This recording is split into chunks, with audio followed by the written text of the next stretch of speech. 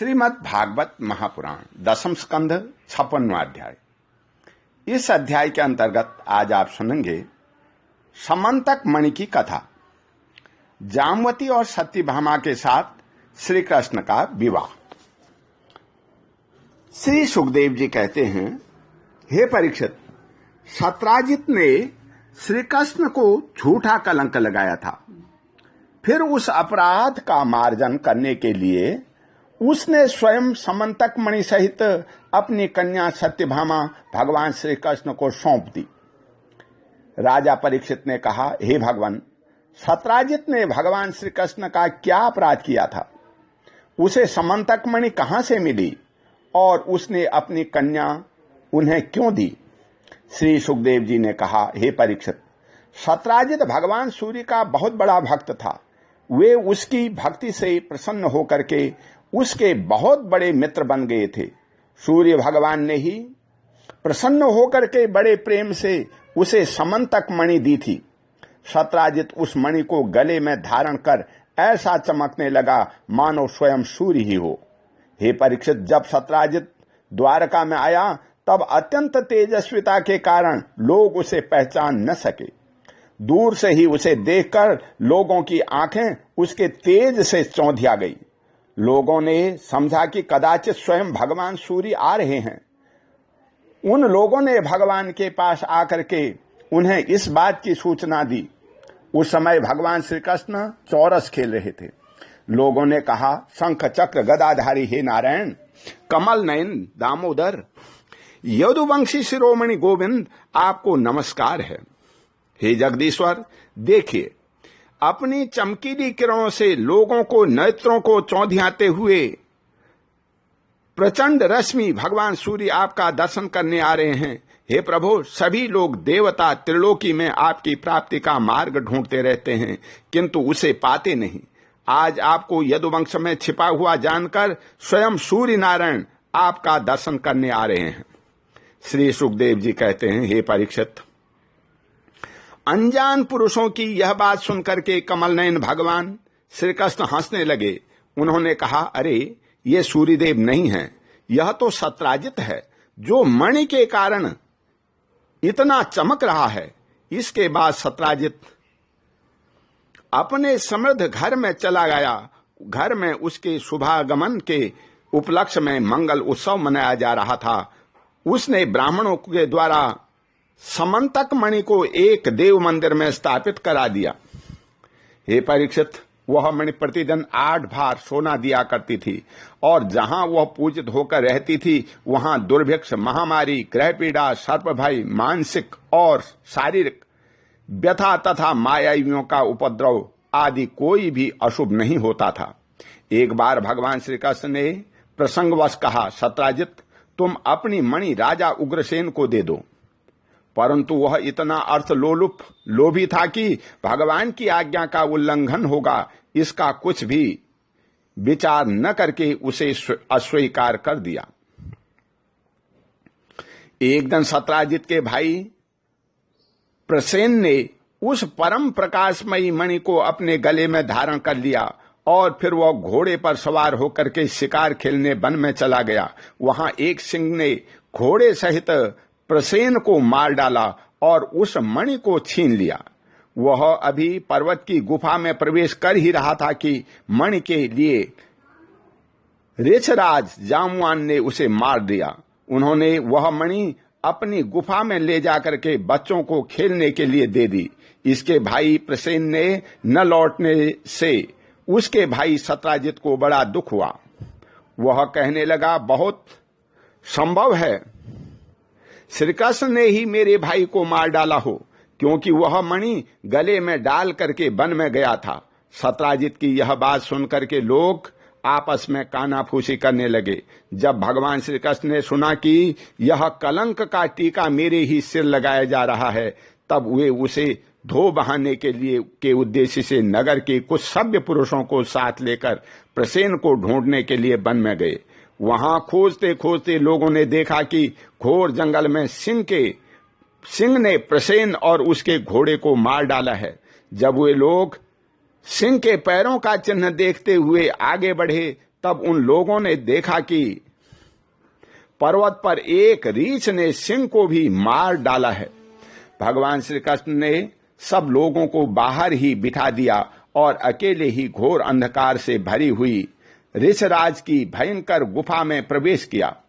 भगवान ने वहां जाकर देखा कि श्रेष्ठ मणि समंतक को बच्चों का खिलौना बना दिया गया है। वे उसे हर लेने की इच्छा से बच्चे के पास जा खड़े हुए। उस गुफा में एक अपरिचित मनुष्य को देखकर बच्चे की धड़ाई भयभीत की भांति चिल्ला उठी। उसकी चिल्लाहट सुनकर के परम बली ऋषराज जामवान क्रोधित होकर के वहां दौड़ आए। हे परीक्षित, जामवान उस समय कुपित हो रहे थे। उन्हें भगवान की महिमा, उनके प्रभाव का पता न चला। उन्होंने उन्हें एक साधारण मनुष्य समझ लिया और वे अपने स्वामी भगवान श्री कृष्ण से युद्ध करने लगे। जिस प्रकार मांस के लिए दो बाज आपस में लड़ते हैं, वैसे ही विजयाभिमानी भगवान श्री कृष्ण और जामवान आपस में घमासान युद्ध करने लगे। पहले तो उन्होंने अस्त्र शस्त्रों का प्रहार किया, फिर शिलाओं का, तत्पश्चात वे वृक्ष उखाड़कर एक दूसरे पर फेंकने लगे।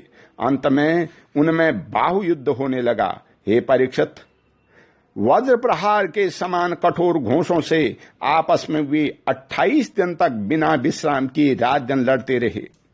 अंत में भगवान श्री कृष्ण ने के घोंसों की चोट से जामवान के शरीर की एक एक गांठ टूट फूट गई। उत्साह जाता रहा, शरीर पसीने से लथपथ हो गया। तब उन्होंने अत्यंत विस्मित चकित होकर भगवान श्री कृष्ण से कहा, हे प्रभु, मैं जान गया, आप ही समस्त प्राणियों के स्वामी, रक्षक, पुराण पुरुष भगवान विष्णु हैं। आप ही सबके प्राण, इंद्रिय बल, मनोबल और शरीर बल हैं। आप विश्व के रचयिता ब्रह्मा आदि को भी बनाने वाले हैं। बनाए हुए पदार्थों में भी सत्ता रूप से आप ही विराजमान हैं।